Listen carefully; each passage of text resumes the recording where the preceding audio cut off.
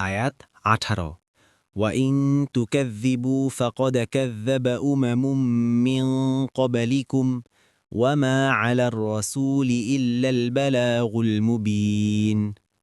অনুবাদ, আর যদি তোমরা মিথ্যারোপ করো তবে তো তোমাদের পূর্ববর্তীরাও মিথ্যারোপ করেছিল। সুস্পষ্টভাবে প্রচার করা ছাড়া রাসূলের আর কোনো দায়িত্ব নেই। আয়াত 19 أَوَلَمْ يَرَوْا كَيْفَ يُبْدِئُ اللَّهُ الْخَلْقَ ثُمَّ يُعِيدُهُ إِنَّ ذَلِكَ عَلَى اللَّهِ يَسِيرٌ। অনুবাদ, তারা কি লক্ষ্য করে না কিভাবে আল্লাহ সৃষ্টিকে অস্তিত্ব দান করেন, তারপর তিনি তা আবার সৃষ্টি করবেন?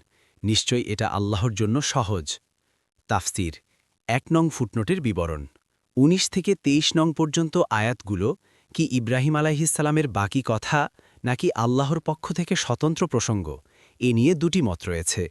ইবনে কাসির বলেন, এটি ইব্রাহিম আলাইহিসসালামের কথার বাকি অংশ, তবে ইবনে জারির তাবারি বলেন, এটি মূল আলোচনার মাঝখানে স্বতন্ত্র প্রাসঙ্গিক বিষয় হিসেবে আনা হয়েছে।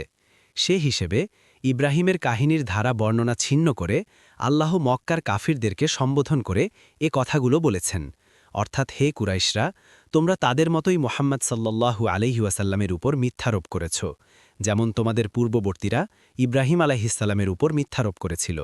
তাবারি আয়াত 20 قُلْ سِيرُوا فِي الْأَرْضِ فَانظُرُوا كَيْفَ بَدَأَ الْخَلْقَ ثُمَّ اللَّهُ يُنشِئُ النَّشْأَةَ الْآخِرَةَ إِنَّ اللَّهَ عَلَى كُلِّ شَيْءٍ قَدِيرٌ।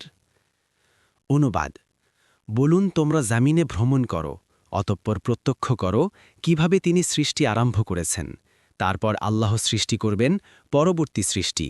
নিশ্চয় আল্লাহ সব কিছুর উপর ক্ষমতাবান।